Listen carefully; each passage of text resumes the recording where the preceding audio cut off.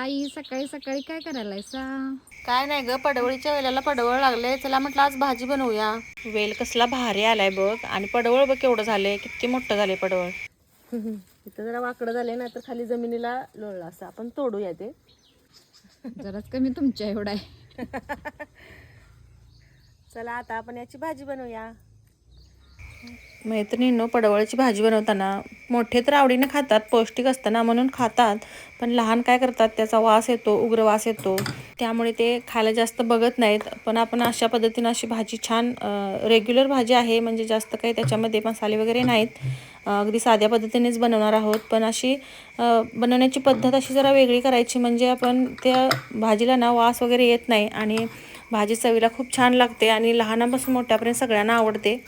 सगळ्यात अगोदर मी हे पडवळ चिरायला घेतले. चिरलं म्हणजे अगोदर सुरुवातीला मोडून घेतलं, कारण ते ओट्यावरती विळीने चिरायला मावत नव्हतं. त्यामुळे अगोदर त्याचे मी छोटे छोटे 4 काप करून घेतले आणि मग विळीने चिरायला घेतलं. तर अशा पद्धतीने ते आधी छोटे छोटे काप केलेत आणि मग ते मी बारीक चिरायला घेतले. एकदम बारीक चिरून घ्यायचं आहे.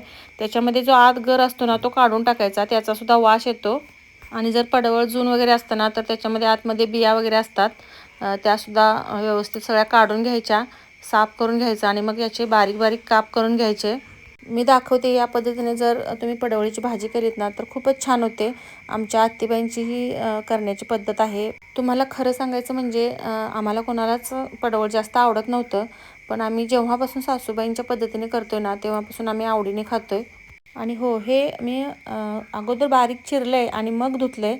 अगदी पाणी घालून ना त्याच्यामध्ये कुस्करून कुस्करून असं धुतलं आहे. जर तुम्हाला त्याच्यामध्ये पौष्टिकता त्याच्यामधली जर जपायची असेल ना, तर तुम्ही अगोदर धुवून मग चिरा आणि मग तुम्ही करू शकता ते. नाहीतर तुम्ही नंतर काय कमेंट करून म्हणाल की काय बाई, नंतर कुस्करून धुतलंस, त्याच्यातले सगळे जीवनसत्व घालवलेस. तर असं काही नसतं. जे धुवायचं आहे ना नंतर, ते नंतरच धुवावं लागतं, कारण हे न खाण्यापेक्षा अशा पद्धतीने खाल्लेलं बरं ना कधीही. तर बघा इथे मी आता हे स्वच्छ अगदी कुस्करून धुतलं आहे पडवळ. मग काय करायचं आहे, आपल्याला एक जाड भांडं म्हणजे तवा वगैरे घ्यायचा. भाकरी करणारा जो तवा असतो त्याच्यामध्ये भाजायला घ्यायचं, किंवा एक जाड बुडाची कढई घेतली तरी सुद्धा चालतं. पण हलकं घेतलं तर काय होतं, ते व्यवस्थित भाजत नाही, म्हणून आपण जाड बुडाचंच घेतलेलं बरं. तर मी ते तव्यामध्ये हे पडवळ सगळं कुस्करून धुतलेलं आहे ना, ते सगळं पिळून वगैरे असं म्हणजे त्याच्यामधलं पाणी पूर्ण निचरून काढले आणि मग घातले. कारण याला भाजताना अजून पाणी सुटतं, त्यामुळे आपण याच्यामधलं पाणी नितळून काढायचं आणि मग हे तव्यामध्ये भाजायला ठेवायचं. एक एक जणी काय करतात, आपण फोडणी टाकताना कांदा वगैरे सगळं भाजल्यानंतर त्याच्यामध्येच हे पडवळ घालतात आणि त्यातच भाजतात.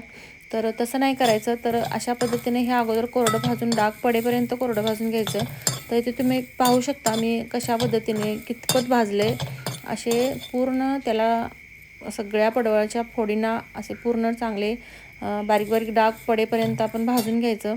मग गॅस बंद केला आहे, तिकडे बाजूला ठेवले उतरून, आणि इकडे मग कढई ठेवली आहे गॅसवरती. त्याच्यामध्ये तेल घालायचं, थोडंसं 1-2 चमचे तेल घालायचं आणि त्याच्यामध्ये मोहरी जिरं टाकायचं. मग त्याच्यामध्ये भरपूर चिरलेला कांदा घालायचा. कांदा थोडा मी जास्त चिरला आहे, कारण मला कोणत्याही भाजीमध्ये ना भरपूर कांदा घातलेला आवडतो, त्यामुळे मी जास्त घातला. तुम्हाला किती आवडतो त्यानुसार तुम्ही घाला. कांदा थोडा जास्त घातल्यामुळे भाजी पण थोडी जास्त होईल ना, कारण आमचे पडवळ आत्ताच लागायला चालू झालेत. एकच गावले मोठं पडवळ, अजून बारीक बारीक आहेत पण आता नंतर गावतील. कांदा छान भाजून घेतला आहे आणि त्याच्यामध्ये एक 10 ते 12 पाकळ्या लसूण घेऊन तो चेचून मोठा मोठा चेचला आणि तो त्याच्यामध्ये टाकायचा. तोही छान भाजून घ्यायचा आणि मग त्याच्यामध्ये आपण जे पडवळ कोरडं भाजले ना, ते त्याच्यामध्ये टाकायचं आणि मग ह्याला परत आणि कांद्यामध्ये 1-2 मिनटं परतून घ्यायचं.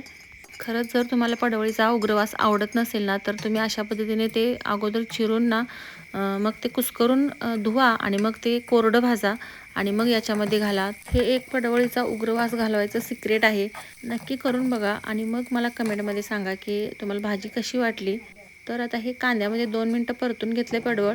मग त्याच्यामध्ये हळद घालायची आहे, अर्धा चमचा मीठ चवीनुसार घालायचं आहे, लाल तिखटसुद्धा चवीनुसार घालायचं आहे आणि एक गरम मसाला अर्धा चमचा घालायचा आहे. याने सुद्धा टेस्ट खूप छान येते. तर हे साधे सिंपल मसाले आहेत जे आपण रेग्युलर वापरतो ना, तेच. तर हे छान आता त्याच्यामध्ये परतून घ्यायचेत अगोदर. मसाले मिक्स झाल्यानंतर ना त्याच्यामध्ये आपण हरभऱ्याची डाळ घालायची एक मूठभर आणि शेंगदाण्याचं कूट 1 चमचाभर घालायचा आणि बारीक चिरलेली कोथिंबीर घालायची. आता हे पण थोडं ना त्याच्यामध्ये मिक्स करून घ्यायचं, हलवून घ्यायचं आणि मग थोडंसं त्याच्यामध्ये पाणी घालायचं, एक अर्धी वाटी असं होईल इतकं पाणी घालायचं आणि बारीक गॅसवरती आपण ते झाकण ठेवून 5 मिनटं वाफ काढून घ्यायची. 5 मिनटातच आपली भाजी तयार होते. पडवळ आपण छान भाजून घेतलेलं असतं ना, त्याच्यामुळे ते अर्धवट शिजलेलंच असतं. त्यामुळे या भाजीला शिजायला पण जास्त वेळ लागत नाही. आणि तुम्ही म्हणाल की डाळ कधी शिजणार, तर डाळ आपण तुम्हाला जर जास्त शिजलेली आवडत असेल ना, तर तुम्ही अगोदर ती पाण्यामध्ये एक 5 मिनटं भाजी करताना भिजत घाला आणि मग ती त्याच्यामध्ये भाजीमध्ये घाला. आम्हाला नाही, ही भाजीमधली डाळ अशी एकदम दाताखाली आली ना, खूप कच्ची डाळ तर छान लागते, आवडते ती आम्हाला, म्हणून मी नंतर घातली. तुम्हाला जर कच्ची आवडत नसेल तर तुम्ही अगोदर 5 मिनटं भिजत घाला आणि मग घाला याच्यामध्ये. तर ही भाजी बघा किती मस्त तयार झाली आपली भाजी. तर दिसायला पण इतकी छान दिसायली आहे ना, बघूनच तोंडाला पाणी सुटते. मैत्रिणींनो, ही भाजी वेगवेगळ्या प्रांतात, वेगवेगळ्या भागात, वेगवेगळ्या पद्धतीने बनवली जाते. मी आमच्याकडची पद्धत तुम्हाला दाखवली. जर ही पद्धत कोणाला आवडली नसेल तर बनवू नका, आणि जर तुम्हाला आवडली असेल तर नक्की ट्राय करा. चला तर मग ही भाजी आता खायला तयार झालेली आहे. आणि आता सकाळचीच वेळ आहे, त्यामुळे सकाळची न्याहारीला सगळी गोळा झाली आहेत. पडवळीच्या भाजीसोबत तांदळाच्या भाकरीचं कॉम्बिनेशन एक नंबर लागतं. तर एकदा नक्की ट्राय करा. आणि तुम्हाला हा व्हिडिओ आवडला असेल तर व्हिडिओला लाईक करा. तुमच्या मित्रमैत्रिणींसोबत किंवा नातेवाईकांसोबत हा व्हिडिओ शेअर करा. चॅनलवरती नवीन असाल तर चॅनलला सबस्क्राईब करायला विसरू नका. परत भेटूया अशाच एका नवीन व्हिडिओसोबत. तोपर्यंत धन्यवाद.